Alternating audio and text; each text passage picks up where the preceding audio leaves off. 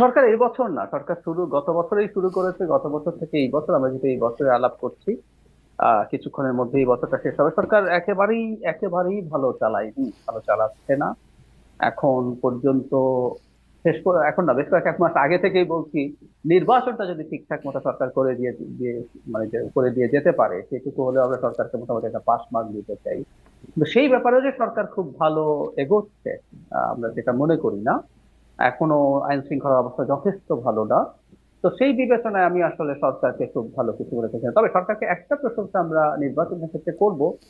সরকার যে ডেডলাইন বলছিল, প্রধান উপদেষ্টা যে ডেডলাইন বলছিলেন, সেই ডেডলাইন অনুযায়ী অন্তত আমরা এখন পর্যন্ত এগিয়ে যাচ্ছি। একটা প্রশংসা এটাও, সরকারের মধ্যে এবং সরকারের বাইরে অনেকেই আছেন যারা চান নির্বাচনটা না হোক, পিছিয়ে যাক। নির্বাচন হলে গৃহযুদ্ধ বেঁধে যাবে বলে বলছেন। খেয়াল করুন, নির্বাচন না হলে না, নির্বাচন হলে গৃহযুদ্ধ বেঁধে হুম। যাবে, এরকম কথা বলছেন একজন খুবই পরিচিত পাবলিক ইন্টেলেকচুয়াল।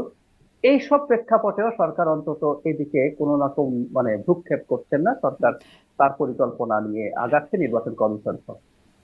এটা একটা ভালো দিক দেখছেন। আমি একদমই আমার হাতে সময় নাই, তারপরে এটা একটু জিজ্ঞাসা করি। এই সময় এসে দেখলাম একদম এই বছরের শেষের দিকে এসে খোদাবক্স চৌধুরী স্বরাষ্ট্র মন্ত্রণালয় সম্পর্কিত প্রধান উপদেষ্টা বিশেষ সহকারী তিনি পদত্যাগ করলেন আরও একজন প্রধান উপদেষ্টা বিশেষ সহকারী সাইদুর রহমান, ডাক্তার সাইদুর রহমান। মানে এটা কেন হলো, এটির ব্যাখ্যা পান? যারা সাইদুর রহমান, একটা ঠিক জানি না, ওনার কি যেন একটা রিটায়ারমেন্টের ইস্যু আছে দেখলাম, আমি জানি না এখন উনি রিটায়ারমেন্ট, এখন যেটা আমাদের আইপিজিএমআর ছিল সেটার উনি জিসি ছিলেন, সেটা থেকে উনি ওখানে গেলেন, কিন্তু আমি দেখলাম রিটায়ারমেন্টের চিন্তা ছিলেন। কিন্তু খোদাগত সম্পর্কে এটুকু কনফিডেন্টলি বলা যায়, স্বরাষ্ট্র মন্ত্রণালয়ের ধারাবাহিক ব্যর্থতার কারণে। আমরা হুম। স্বরাষ্ট্র উপদেষ্টাকে সামনে দেখি, উনি তো আবার কৃষি উপদেষ্টাও। স্বরাষ্ট্র উপদেষ্টা হুম। নাকি কার্যত কৃষি মন্ত্রণালয় বেশি দেখাশোনা করতেন স্বরাষ্ট্র চাইতে, স্বরাষ্ট্র মূলত দেখছেন জনাব খোদাবক। তো এই ব্যর্থতার দায়ে সম্ভবত তাকে সরানো হলো, সরকার অন্তত অবশেষে এইটুকু রেকগনাইজ করে। জি, অনেক ধন্যবাদ। যদিও মানে মিডিয়া ফেস করতেন স্বরাষ্ট্র উপদেষ্টা এবং নানান রকম গুবলেট তিনি একদম। পাকাতেন বা পাকাচ্ছেনও বটে। নীলোফার চৌধুরী, মানে আপনার মূল্যায়নে এই বছর সরকারের পারফরমেন্স মানুষ কেমন ছিল? শুধুমাত্র সিটি ব্যাংকে অ্যাকাউন্ট থাকলেই করতে পারবেন গুগল পে, তাই অ্যাকাউন্ট খুলুন আজই।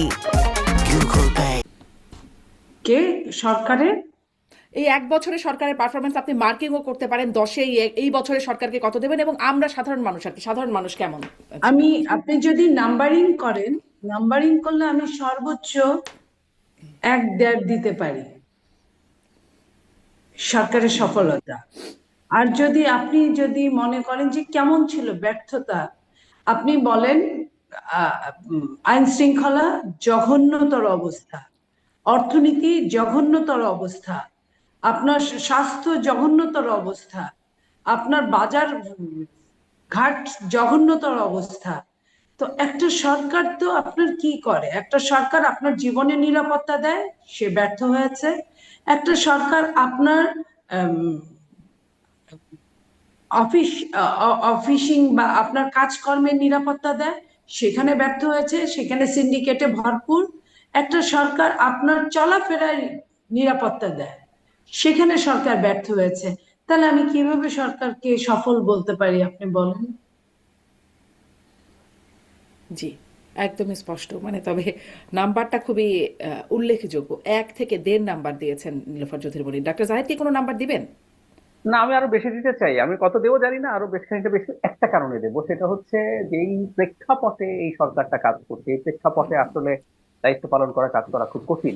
গণ অভ্যুত্থান পরবর্তী সময়ে একটা স্টেটের দীর্ঘকালীন স্বৈর শাসনের কারণে স্টেটের পুরো স্ট্রাকচার ভেঙে যায়। সেটা বিবেচনা করে আরেকটু বেশি দেবো, তবে অনেক বেশি মানে না, এটাও ঠিক। ছাত্র অসুস্থ ছিল এই জন্য আর কি, পারফরমেন্সের মার্কস না, পরিস্থিতি বিবেচনায় আসলে। অনেক ধন্যবাদ ডাক্তার জাহিদ, অনেক